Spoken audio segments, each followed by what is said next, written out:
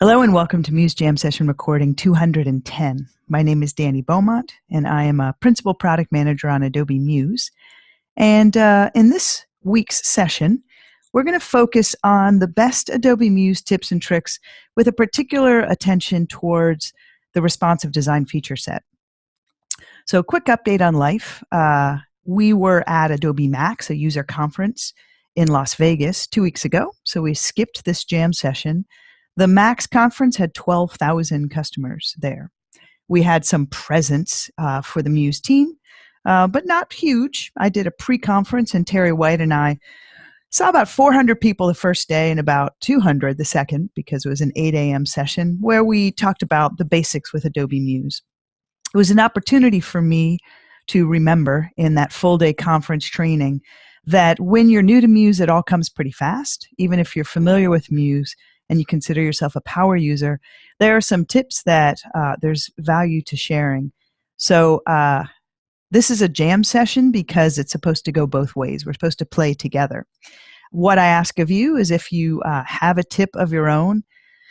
We still have some Adobe Muse Rockstar mugs hidden off in a corner. Not that many, but we have some. And I would love to send a Rockstar mug to you if you can come up with a tip that we've not shared before. It's a dangerous offer because we have a very international crowd, but I'll do my best to send it to you wherever you are in the world if you do share a tip. So Dani@adobe.com is a good way to reach me. So D-A-N-I. Don't spam me. You'd have to get in line with everybody else that spams me. But let's go ahead and start jumping into the session and looking at the tips. The process here is, if you're watching this on Facebook Live, go ahead and add any questions that you have into the comments area of the Facebook feed. If you're watching via Zoom, I will check for questions in that area. Looks like we may or may not be live here on Facebook. Always takes me a minute to find it. Sorry about that.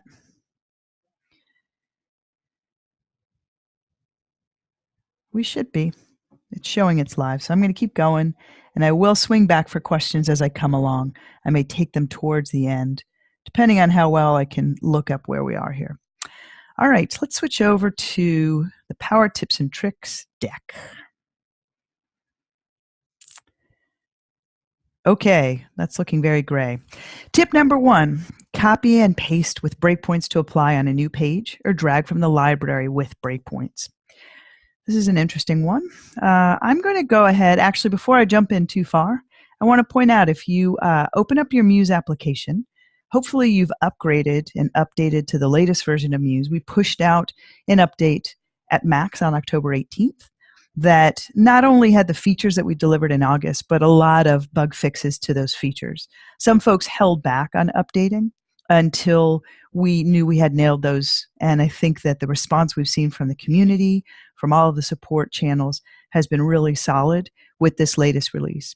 The beauty of this latest release is that it includes support for fully responsive composition widgets, slideshow widgets, and forms. So if you've been working in the world of responses since we delivered it last February, these are really welcome additions to the feature set. And I'll show you some of that as we go along today. But one thing that's kind of interesting, you may not have discovered if you're new to Muse, is on the Learn tab within the Muse application, we have some tiles. And one of the tiles tells you can get started fast with starter designs. If you click that, it will take you to an area where I've just recently, I'm having trouble talking. I've recently reworked a number of starter templates that you can work with. These are very basic, but they really show off a lot of the features that are in Muse, and in a way that's very easy for you to customize for yourself. So for today's session, I'm using one of those starter designs. It's called My Name. It's a portfolio design. I've customized it for the training that I did at Max, but it really is relying on this base version of the starter design. You can preview it online. As soon as I get past a couple deadlines I've got going on, we're going to have some tooltip help videos in that preview. I need to post them up after I do post-production. You can also download them. And when you look in the preview version, if you go to the bottom of one of the pages in that preview instance, we actually also give you all of the assets that are placed within the design. You're free to use them. They're really just to show you how to build your own portfolio. But if you want to use these images, the assets that are used in the design are included there with it. So with that said, let's go ahead and in Adobe Muse, I'm going to switch over to the Work tab, and I'm going to open up that version of the Kava Max design, so that starter design that I've customized for a training that I did. Now, what I said for tip number 1 is that if you design a component with multiple breakpoints, you can drag that into the library and drag it back out and retain those breakpoints. Let me come in, I'm trying to think here for a second, and let me grab something that's got some multiple breakpoints. So here on the contact page, if I zoom out a bit, I can see that this page has not only breakpoints that are defined in the master, so the triangle is indicating master page breakpoints. Those are really for things like the top level navigation and bottom footer navigation. The rule in Muse is there's kind of 2 forms of breakpoints. One is that which you might define to optimize navigation for things like mobile devices, desktop, and tablet. If I go out to my site plan here and I double click, let's say, on my header navigation for a moment, you can see that I've got a couple of breakpoints here. I've got one that covers the phone class of devices. If I click the second breakpoint, it's more optimized for tablets, so the text is large so that a finger can navigate it easily. If I go to the 1200 breakpoint, I've got more traditional desktop navigation there on the right. So those are on my master page. And on my individual page, I happen to have the same breakpoints. They could be different. The rule is when your design breaks, you can go ahead and add a breakpoint. Notice if I look at the contact form down here, so if I zoom in a little tighter and I look at the breakpoints that I have, I can go ahead and jump to the next breakpoint. Keep an eye on this form. When I go to that second breakpoint, I have a single column form that each of the form fields are set to be, let's just check here real quick. As I click into it, I can see that they're fluid breakpoints. So they're going to flex or be fluid in that tablet class of devices. When I jump to the phone layout, they're more narrow within that layout and more better space, let's say, for a phone layout. Let's say I just finished this form and I really want to be able to reuse something similar to it on other projects. What I can do is come into the library. If I've never used the library before, you can create a folder for yourself, or you can leverage something you might already have there. I have things like Design Kit. I'll often use this as sort of a scratch disk, a place that I'll keep things that I want to reuse in other projects. But I'll come in and create a library item. We'll call it Dani Scratch, so that I have that folder there. And when I come to this form, rather than dragging it over the way I do in the Creative Cloud library, this is the native Muse library. And the way that I add content into that folder would be to select on the form. And the form that I select can be any of the breakpoints. It's still the same form, configured differently for each breakpoint. So with it selected, I can right-click, and in the Move to or Add to Library submenu here, I can select the Dani Scratch folder. So basically move it over into that folder. And I can give it a name. I can call it Great Form.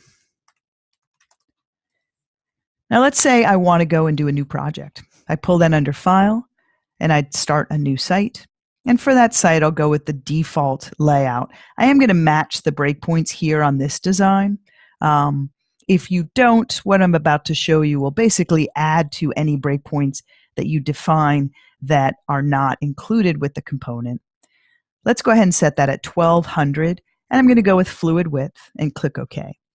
So I'm now here on a brand new project, home page, master page. If I click in on it, you'll see indeed I have that first breakpoint that I defined, a fluid breakpoint at 1200, but there's nothing else. There's the default min width and default max. If I now come to that great form, I'm actually going to show you a couple of features in one. So we're checking off a couple power tips and tricks there as we go along. If I, on this 1200 breakpoint, let's say, come and press and drag the form by grabbing the words great form from the library, and then I release it. I can move it over a little bit better so that it's centered. But it basically brought over just that one breakpoint layout with the side-by-side form elements here at 1200 pixels in width. If I go ahead and delete that off the canvas, and instead of grabbing it by the word grapeform, I grab it by these plus signs here on the right, keep an eye on the breakpoint bar as I do this. When I press and drag it over, let's try to drag it to the corner and see if that aligns a little bit better. No, it didn't. And that's interesting. It didn't work either. Let's try that again.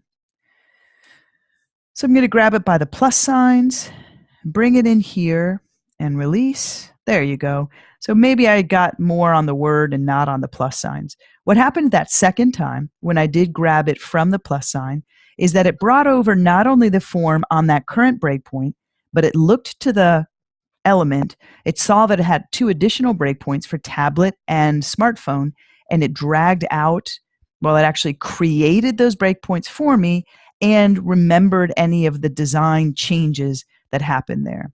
Now, there's merit to kind of showing off a little bit of what happens next here, because there's no way I think you would understand why that happens. It just looks like an odd bug, but I can explain what an engineer was thinking when they did this. So I've got this object selected on the canvas here, and we can see it. If I jump over to the next breakpoint, it's kind of gone away. It's mysteriously not there. What happened is when I dragged it in from the design canvas, it remembered where in the hierarchy, where on that breakpoint the object was, its position. And because when you're working on a responsive design, a lot of times when you start at desktop, you may have an element like a contact form. When you go to tablet, because the content above it reduces in width, that form will move down on the page. Phone as well, it's going to move down an awful lot. So I'm kind of lobbying engineering to change the way this works because I think it's odd to not see what's going on there. If you do apply this and you want that form to be right there at the top of the page, there's kind of 2 ways to get there easily. I can zoom out, find it, and move it up on the page. But if you remember in that first breakpoint, I made sure that the object was selected. And this is kind of a different tip that I didn't put in there that I think is kind of useful. I'm going to go ahead and show up my ruler so I can see where I am. And you'll notice I've dropped the form here on the desktop layout at about 100 pixels down from the top of the browser. When I go to that second breakpoint, it's kind of missing. I'm kind of frustrated because I've got this element floating, and I might have a whole lot of design content that I've just placed this new element on top of. What I can do is go to the transform panel and just go into the Y value. If I know I want it to be at about 100 pixels, just with the object selected, hit 100 and it's going to move it back into view for you.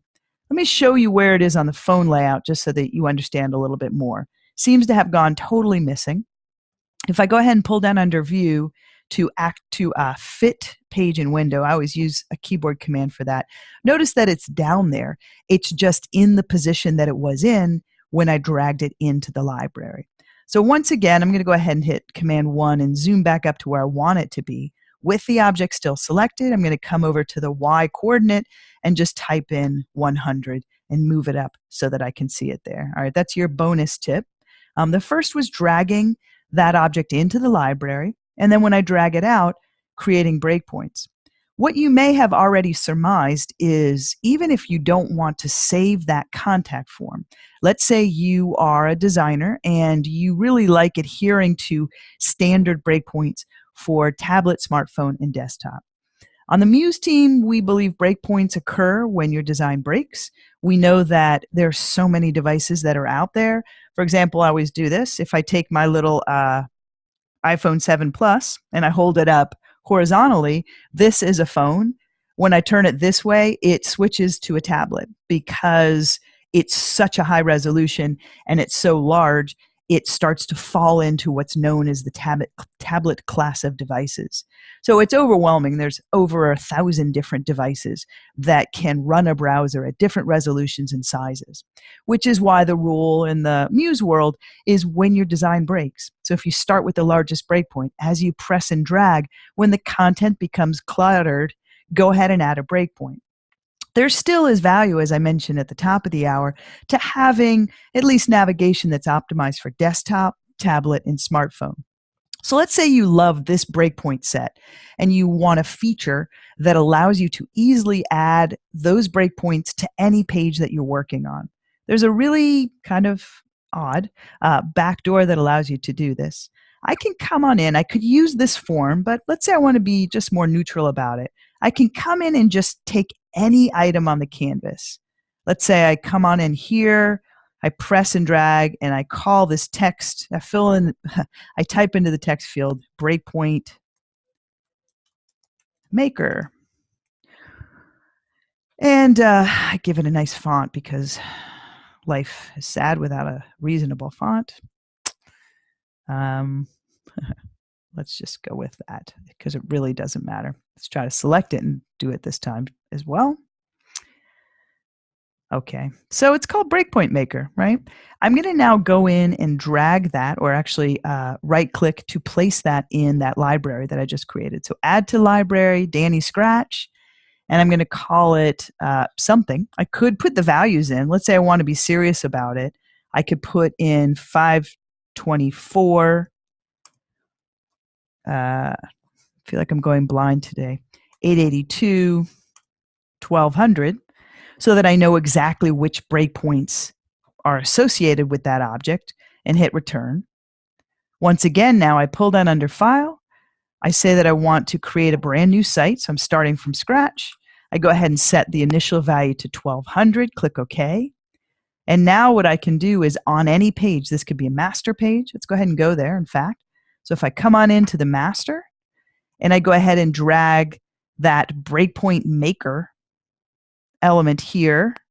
Oh, I'm doing it wrong again. If you were in the room, I'd ask you why I did it wrong. I need to grab it by the plus signs here and just release. I can now delete that little bit of text called breakpoint maker. I don't need it any longer, but notice how easily it went in and just created breakpoints for me. So a really handy way to get a set of predefined breakpoints that you might like to rely on when you're starting a brand new project in Muse. Okay, I have to stop, see if there's anything going on Facebook that matters here.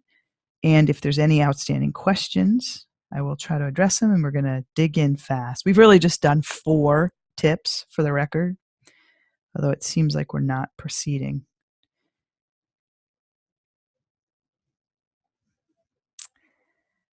Pretty interesting, folks, because I'm just not seeing it. I'm sure you guys are seeing it, but it's not showing up on my phone. All right, I'm going to keep going. All right, I'm not. I'm going to go look and see here. See what we've got on this page. Oh my gosh, look, there we are. We're going to keep going.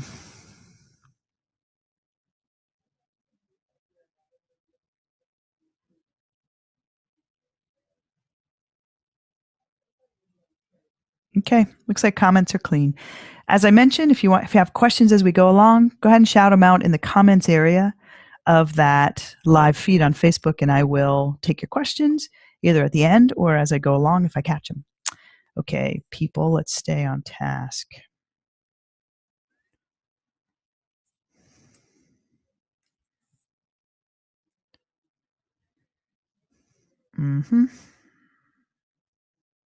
I like Google Docs a lot, but I wish they were a separate application and not just a browser, because when you work on the web a lot, you lose that a lot.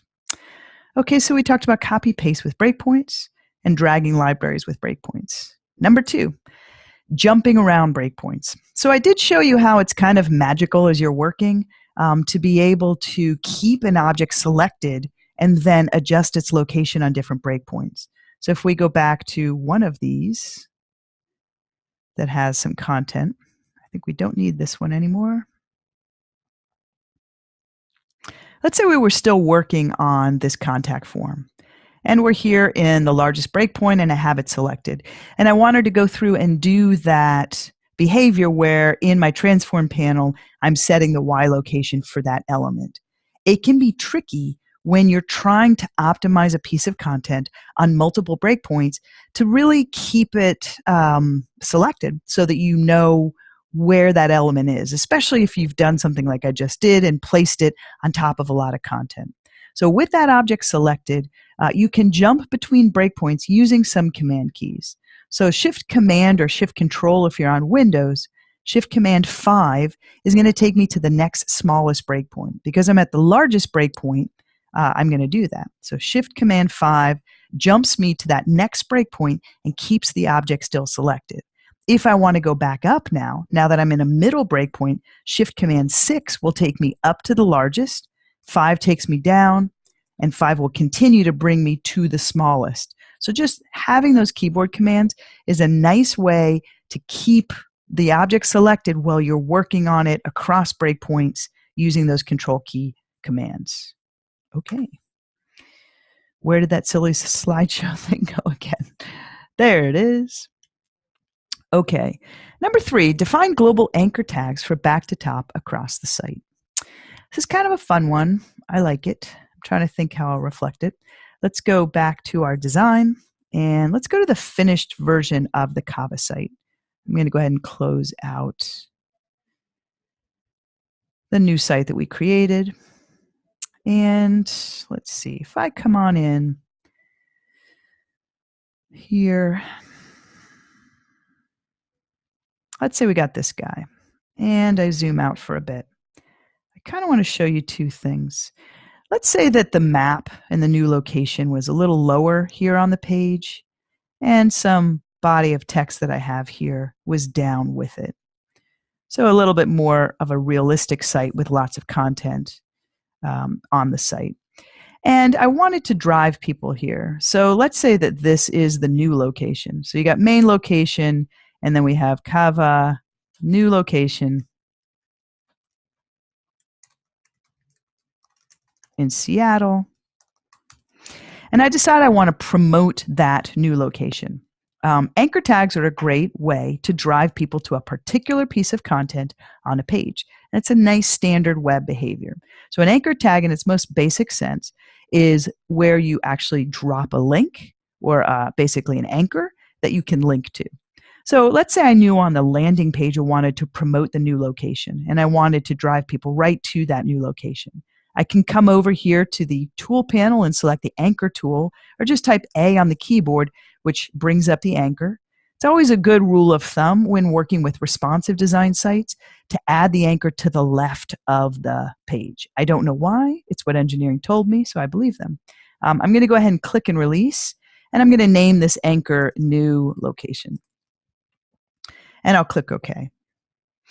And I'm going to do that again with a dash. That's fine. It doesn't like spaces when you're defining an anchor because it actually is going to append the URL. So maybe I'll do a little underscore new location and click OK.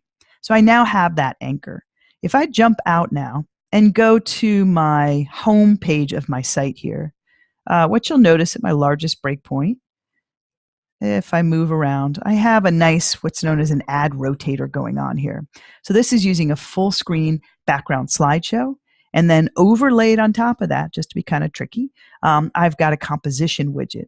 I did it this way because full screen slideshows allow you to define something that spans the width of a page as well as the height. And composition widgets don't really behave in that same way. So the composition widget is overlaid on top of the slideshow widget. And I've got a couple hidden triggers in here that I may or may not be able to find. There they are. So you'll notice that if I click into one of my triggers, I have new location, now in Pikes Place, Seattle.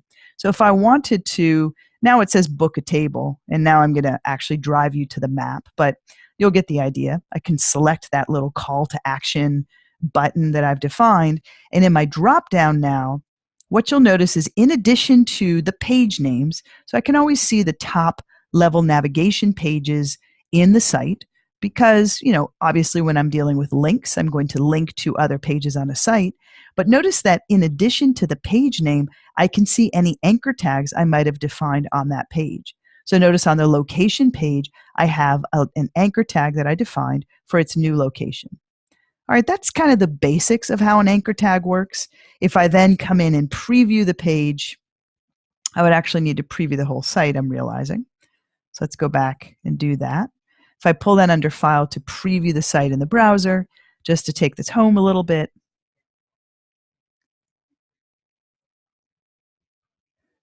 Muse is generating all of the HTML, CSS, and JavaScript on the site. And here on that new location, when I click it, it takes me to not only the location page, so I can see that here. It's loading a little slowly on my machine right now because I got a lot going on as I present here. So it went to that to that location page, but it brought me all the way down to the Kava new location in Seattle. So notice if I scroll up on the page, it knew to take me right down to that spot. So basically what happens is that anchor is going to occur right around here. The minute it becomes in view within the browser, that's where the browser is going to take me. Okay, that's the basics of an anchor. What I want to show you is a little bit of magic around back to top. So if I'm here on the site, let's say I know that, especially on my phone layouts or tablet layouts, because the content becomes narrower and pushes down, I want to have a back to top on the page. Let's say I go on into this page and we look at its content. This is the menu page. So on the desktop layout, it's pretty reasonable in length. It's about, 2,000 pixels high. When I go to tablet, that same page is starting to get taller as the content goes 2 across instead of 3. And when I go to the phone layout where it's 1 across, it becomes quite long. What I have the ability to do is add something that is persistent that could sit at the bottom of my page and allow me to scroll back up to top. So here's a little bit about the anchor tag magic. Let's say you know that you want to have that back to top on every phone layout on your site.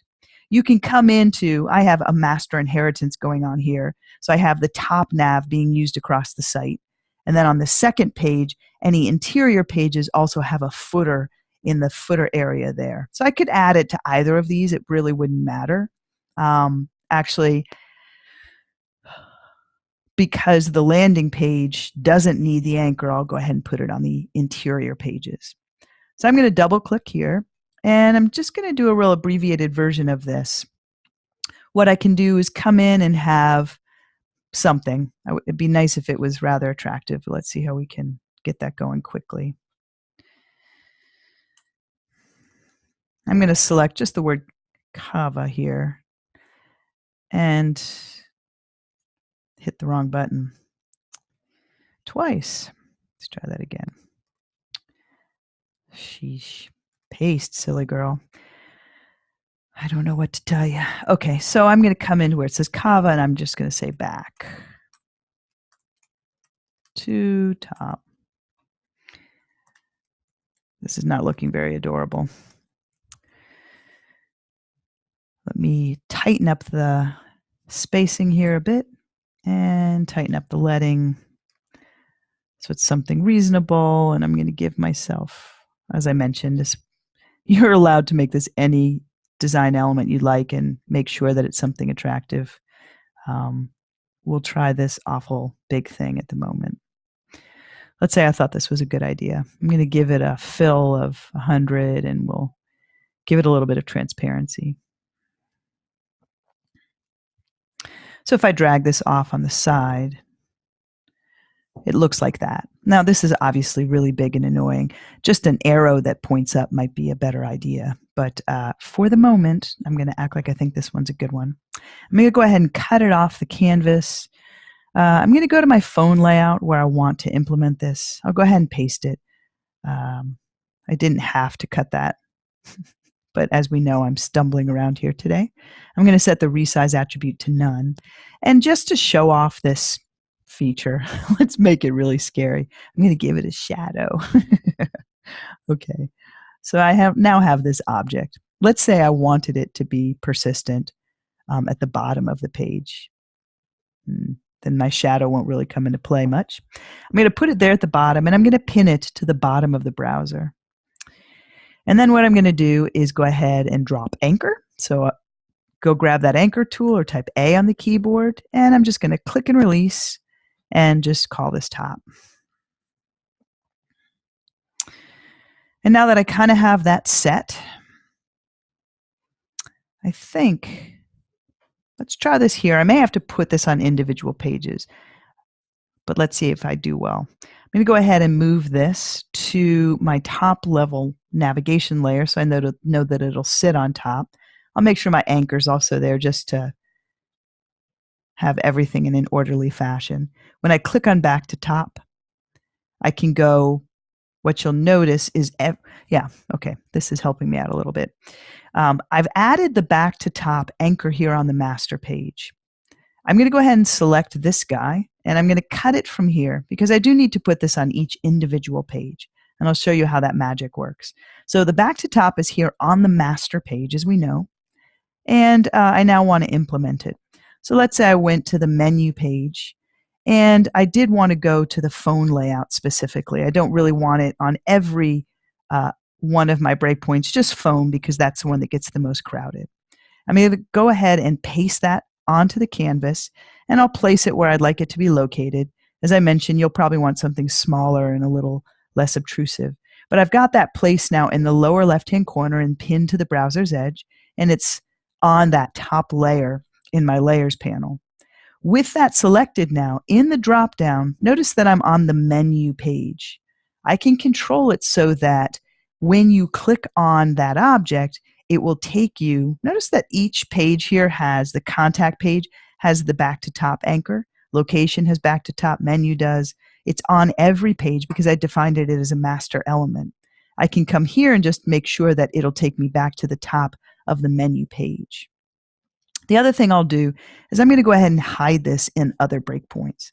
And let's preview it and see how we did. So I'll go ahead and generate the content of this page. Nothing much happens on my desktop layout. It's everything I would expect. When I press and drag the edge of the browser and jump to the tablet layout, nothing much happens. If I go ahead and drag again to the phone layout, there's my back to top. Now, because it's pinned to the browser edge, it's going to kind of float here at all times. And when I click it, it's going to take me back up to the top of the page. Now, there are ways you can also layer it so that, let's say when I start at the top of the page, I don't see it. And then after a fashion, I can add a gradient, let's say, and have the back to top appear through layering and through, as I mentioned, a gradient container so that I only really see it as I get towards the bottom of the page. If I can scroll back up, that's usually a good method. But when you're all the way down at the bottom of a very long page, you may either want to not pin it to the browser's edge so it just appears at the bottom. Let me show you that. So if that was too annoying to you, you could come in and don't pin it to the bottom. Just pin it to the right-hand side of the page. And when you preview in browser, one more time, in that smaller breakpoint, here I am on my site. I scroll all the way down to the bottom. And at this point, I have scroller's fatigue. I want to go back to the top. It can take me back up with that anchor. Okay, I want to show you another fun trick with anchors that may take me a second. Let's see what I've got in my library for this.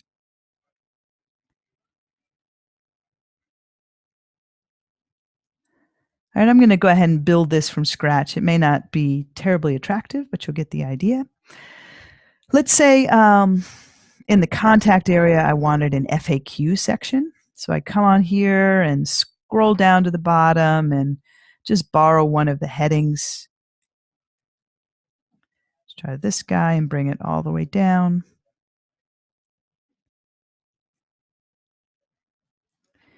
All right, I'm going to start with my widget instead.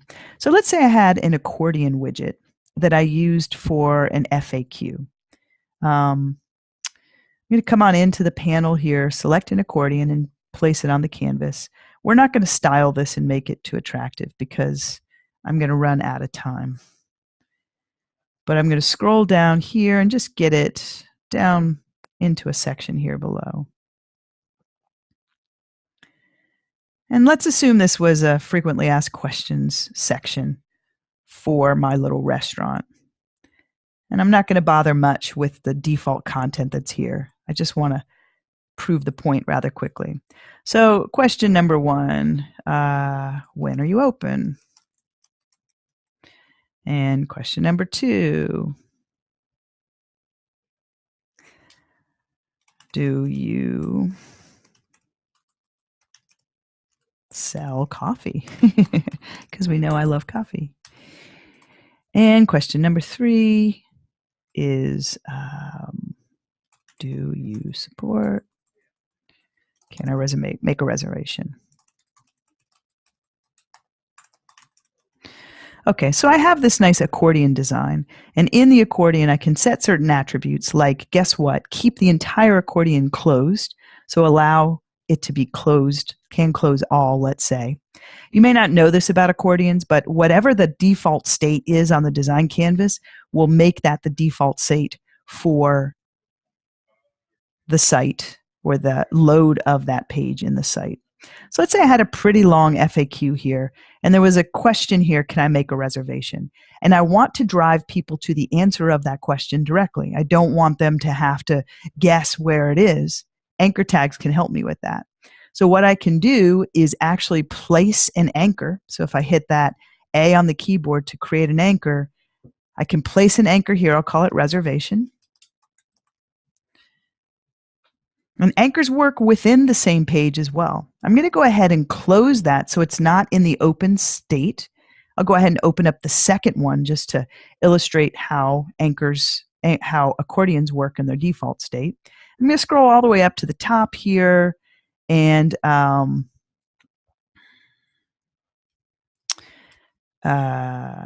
we love reservations. Book them now. So let's say I wanted to make it easy to answer the question, do you support reservations, yes or no? This is just a silly example I'm trying to use. With the word reservations selected, I want to add a hyperlink to that.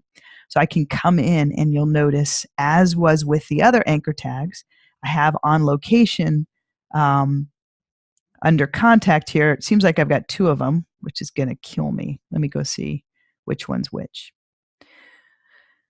I'm going to delete the one that I put on the page for online reservations with open table so that I don't get confused. I'm going to select that word reservations, and here in the hyperlinks dropdown, under location, or actually under contact, there's the anchor that I define, reservation. It's going to put the default link style on there. I can always change that later. But if I now come here and preview the page, I've only done this really on the desktop layout, so I have to adjust it for the other layouts probably for it to look right. But notice that I can come into the page. It says, we love reservations, book them now. If I scroll down on the page, notice that I've got that lovely accordion, and it's got do you sell coffee open because that was the default state on the design canvas. If I click on the word reservations here, what you'll notice is it scrolls down and it not only takes me to that anchor, takes me to that accordion, but it opens up that section of the accordion. So to show that again, here's when you open, do you sell coffee? Can I make a reservation? Let's go even here to this bottom one that has absolutely nothing in it. If I come back up to the top, click on that link, it's going to take me to the location. Maybe not. Let's try to reload this page again. So it's going to remember the state once you load the page if you interact with the panel. It would be weird if that started jumping around. The other thing you'll notice is here's that anchor tag in my URL. So it says pound reservation, indicating that it's an anchor on the page. You're welcome to come copy this path and paste it into an email, paste it into another website. It will do the job. Let's go back to the top of this page before I get too deep into this.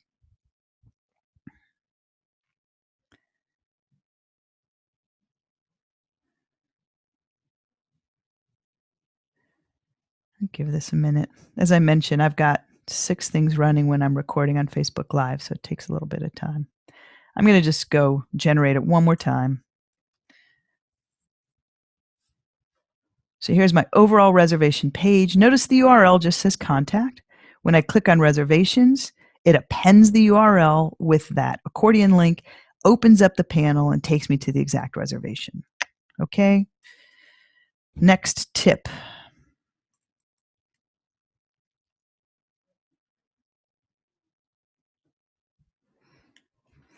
accordion tricks with pinning and anchor tags. We already covered that one as well. All right, quick ways to remove all styling and delete default states. So let's say I really wanted to flesh out this accordion design here on this page. I've gone in and I've placed it, and I want to do my own thing. If you've spent much time with Muse, every object within Muse, for the most part, has at least 4 states. So if it's just, let's say it's a button, it'll have the normal state, the rollover state, the down state, and then if it's something that can have an active state, it'll show that. Actually, forms, contact forms, have a whole other layer of states when something is being populated, when it's empty, when it's being submitted, and when it's in an error state. And this can be lovely, but if you're trying to design, it can be maddening trying to remove the default, rather unattractive styling that we apply to widgets. We do it, Terry White always swears that we do it because you're forced to style it because it's so bad. We also do it so that you can understand how a widget works because they can be complex. So let's say I wanted to style this guy out. I can come to each one. I could change the font, change the colors. Notice when I come in and bring up a states panel, if I tear this off here, as I interact with each of these elements, so I come into, let's say, the text here, they have all sorts of different states for every object. So there's rollover, down, active. It can be maddening to try to just clean out all of the defaults that we offer you. For each widget that you drag out of the widget library, you can right-click and clear all styling as well as clear widget contents. So notice how it says when you open, and then it's got some lorem ipsum Greeking text there. If I clear all widget contents, it will take away all of that extraneous content that was there. If I right-click again and say clear all styling, you can see why we don't deliver the widget this way. This is great when you know what you're doing. If you didn't know what you were doing, you might have a tough time trying to get up to speed and get this thing understood and defined. But I can come in now and, for example, define paragraph styles that I've already got set with fonts and colors. Maybe we'll pick something that's easier to see. But as I add objects here, let's go ahead and left align that one. Notice that I can style this guy out easily. I can style each of its states if I want to. Let's try that on the left. And then as I add additional accordion elements, you're going to want to fully style the first in a series of objects if this is menu items or thumbnails, for example. When you place a widget on the canvas, there's often a checkbox that says edit together. What that means is that you can invest some good time in styling the behavior of an element in a widget. And when you come in and add additional elements, it will apply that same style to those objects. If you said that was great, thanks for helping me out, I now want to vary this one and make it different in its style than the other 3. In the flyout, you're just going to want to uncheck edit together and, for example, give it a different typeface color or a different typeface in its entirety. So clearing styles and clearing out content in these default states for widgets can be a real time saver if you find yourself trying to repeatedly clean up these widgets in their default sort of presentation state. All right, let's see. Number 6, double-click to tunnel with a nested hierarchy. I forget about this because I guess I'm old school. I've been hanging around Muse a little too long since it was a baby. And so I haven't caught on to this as much as I should. But let's say I'm here on a page and I've got a contact form. And I want to work with the form. We try to help you by making a form that you can easily work with, but they're pretty complex when you really think about it. So if we look at this form, what I want you to do is keep your eye on this hierarchy here. In fact, let's go ahead and open up that states panel again. It's a great way. I would keep the states panel open all the time if I wasn't presenting all the time. But notice for this widget, there's different states. The design pretty much stays the same, and there's an indicator here when there's an error. But There are different states for each of the form, and you can design around all of that. There's also just a hierarchical structure. If you bring up the layers panel and kind of watch what I'm doing as I click into this form, if I click once to select the form, I see that the form is there. But when I dial it out, there's a whole lot of nested content in this form that you can interact with. And it can be frustrating as you're trying to interact or design or define. Another thing that's true about this form is there are options that are selection specific. So if I select the form at the root level, and I can see here in the control panel, it shows that I'm at the form level, and I go to the flyout panel, I have options to configure that form.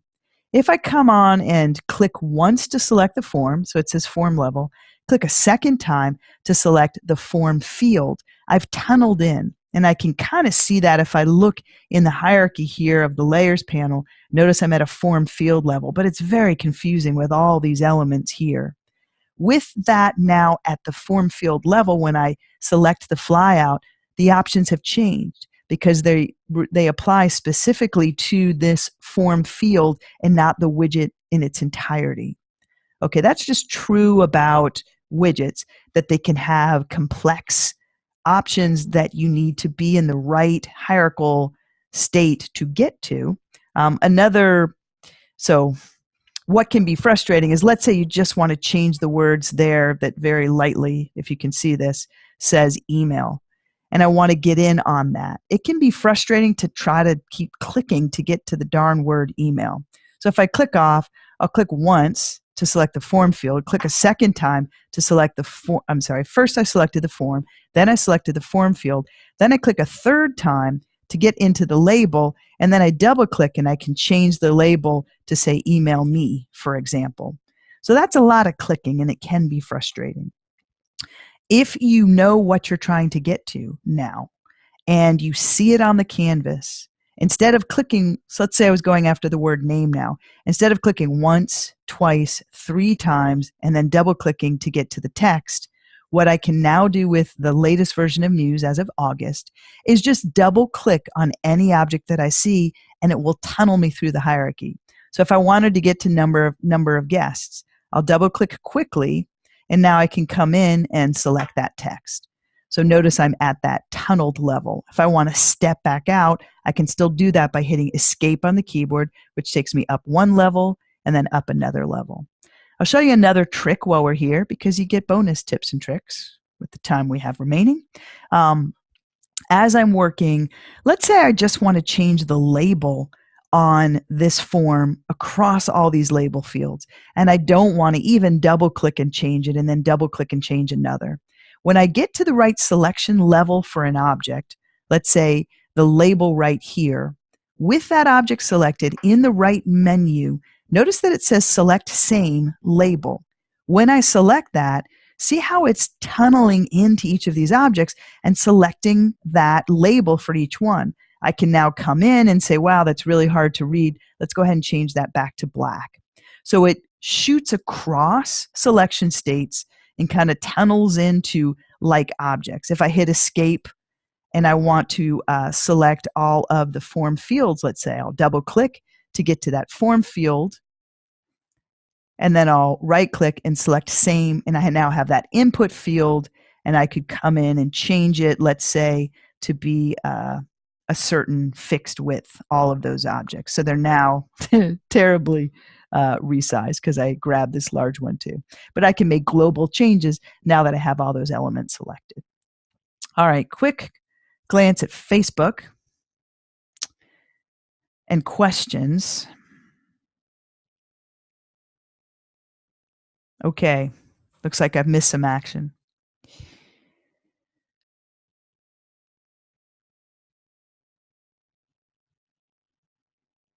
Megan's asking about, maybe Daryl was asking about it. Sorry, guys, it's hard to read and jump in. Okay.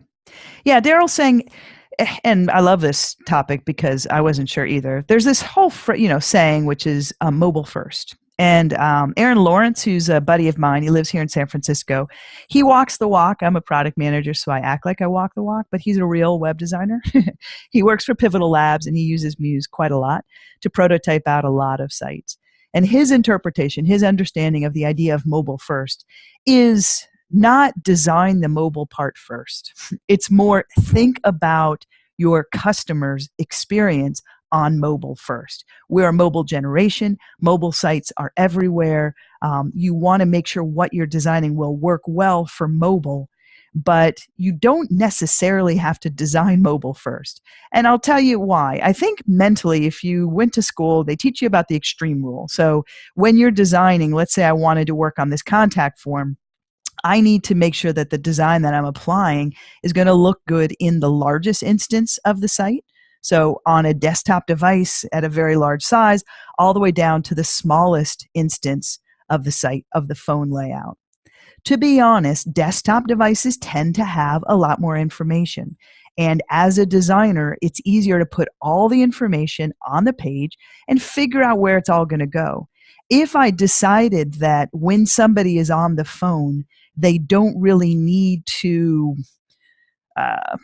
do online reservations, let's say, I have the ability to hide content on a per breakpoint basis. So I may have OpenTable on desktop, I may have it on tablet, but when it gets down to the phone layout, I might decide that I want to delete it. So I can come into that section and just hide it on that breakpoint, which in essence says, you know what, if you're using OpenTable, you're probably not going to reserve it on your phone. I think people do, but I'm just giving you an example. So the idea of mobile first really means, in my interpretation and Aaron's, think about your mobile clients first, but I do believe you start with the largest instance, and then as you get to smaller devices, you have the ability to hide content that's not relevant for those that are on the go, or hide some content and add new content that's specific to the smaller devices. But I would start big and then go small in your design process. Remember, this is a jam session, so people can tell me why I'm wrong if they think I am, if they'd like.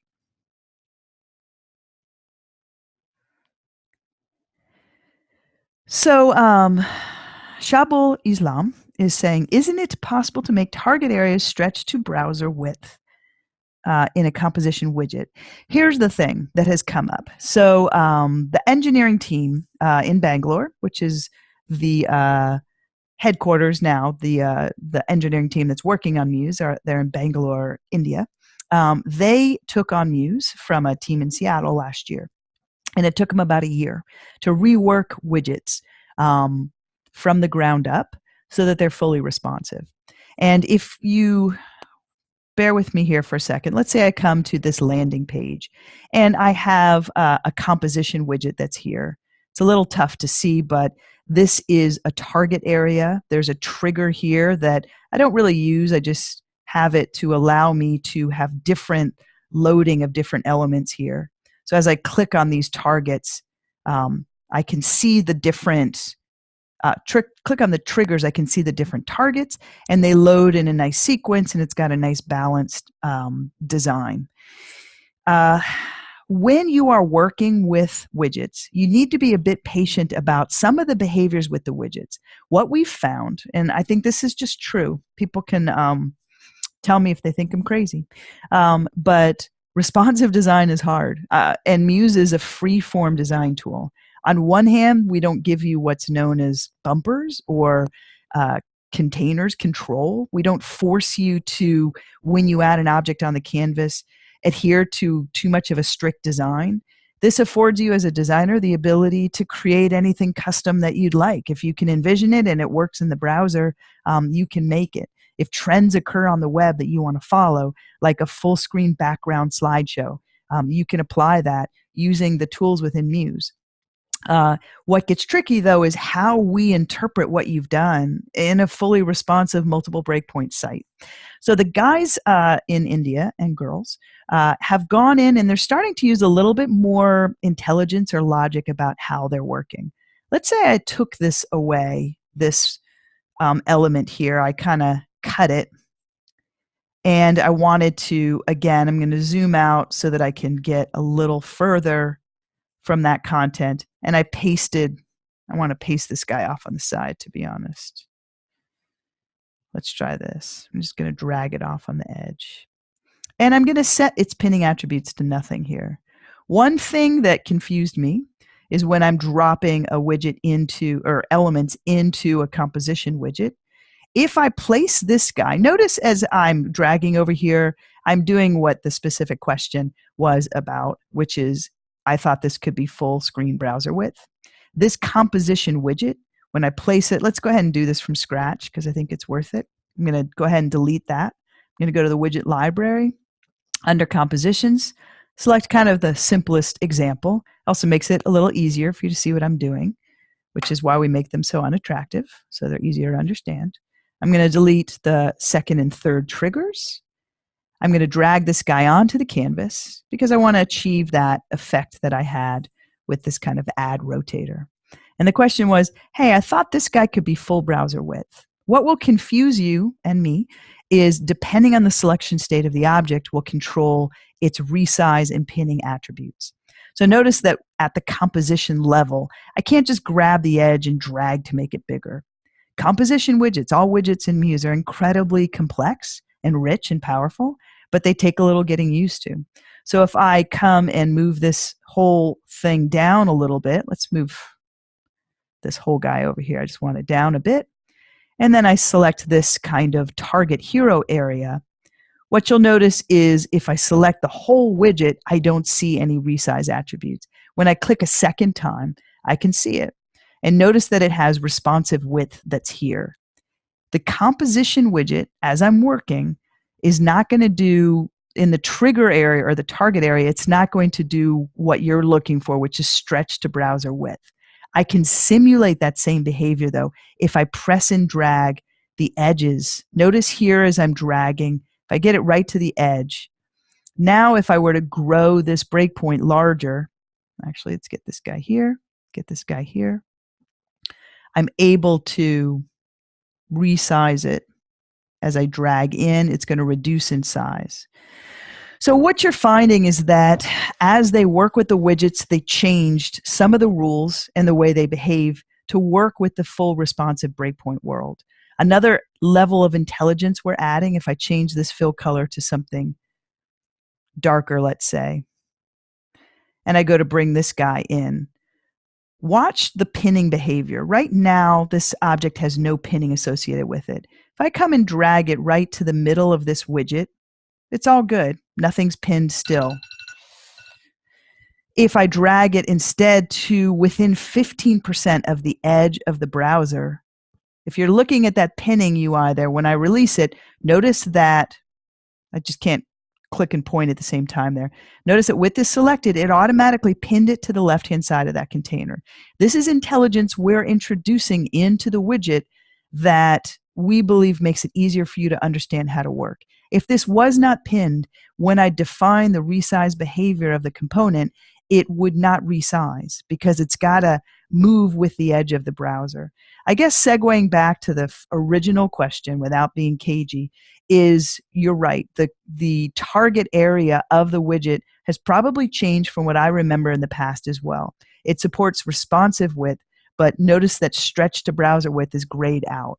We have done that with this new version of Muse because the logic in the browser really required it as you're working. Okay, I'm going to get back on track a little bit and see.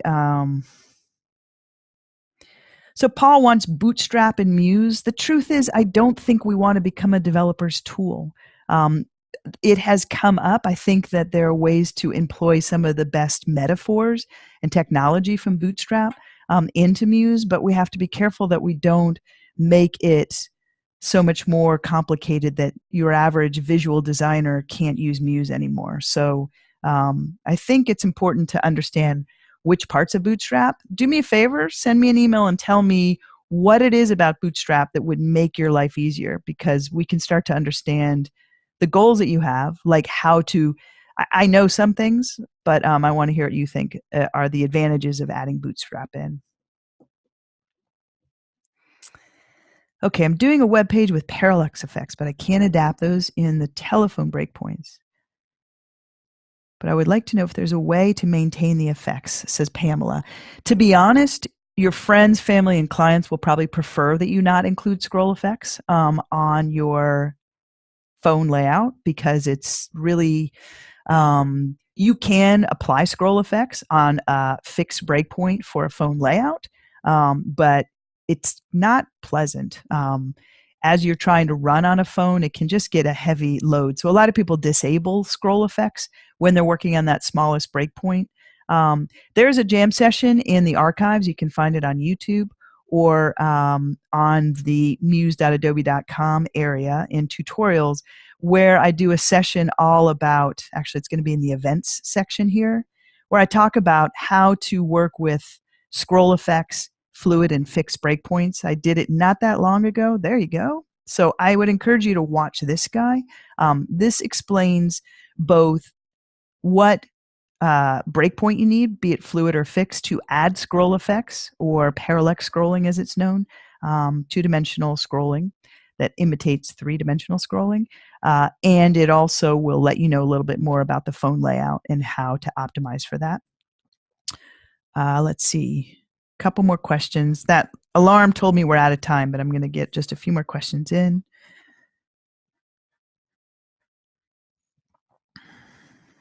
Okay. We might have the majority covered here.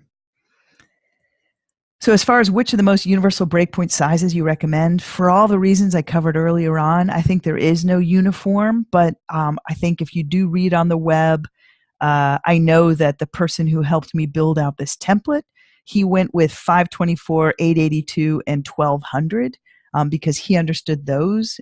He's a template provider for Muse and has some pretty good familiarity with responsive design. But different best practices on the web will recommend different sets. I think that trick that I showed you for saving out that breakpoint sets and dragging them to install them on individual pages as you go along is a good way to just reuse whatever you do find with those standards. All right, folks, there's another hour of time that we've used talking about responsive design and power tips and tricks. I did not get through my whole list. There's a chance I may just revisit it and get to the second half. But I probably covered enough of it for what I wanted to do this week. I am back at it. I welcome any recommendations for new topics for jam sessions. We do this every other Wednesday on Facebook Live. You can sign up in the events area of Facebook, which will at least give you a reminder when the live session will begin. You can also attend via a Zoom screen sharing interface if you prefer. And all of the recordings, last point I'll say is, if you want to see past recordings that have happened, you can look it up in the events area of the Muse microsite. So muse.adobe.com, click on events, and you can watch those recordings. You also can just go to a YouTube channel that I have where I keep those recordings and search for them there.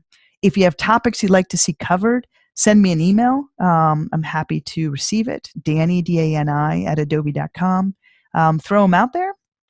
I personally am going to spend the next few months focusing on third-party widgets and improving the default set of widgets built within Muse. So I'd love feedback and ideas that you have there. If you do want to help influence the future of Muse, I encourage you to join our private beta. When you beta test Muse, you can install the application alongside the shipping version, so no need to really interrupt your actual live work, but you can download that beta version, give us feedback. In that private pre-release, you agree to not talk about it publicly, but you can join with your Adobe ID and help influence the future. To get to that private pre-release in your browser, type in museprerelease.com, and that will redirect you into that private forum. Okay, folks, I hope to see you again in the future. Give us your feedback. If you have gorgeous sites, send them to Site of the Day. If you have an okay site, send it to Site of the Day. That's how we also learn about the work you're doing. We will see you again soon.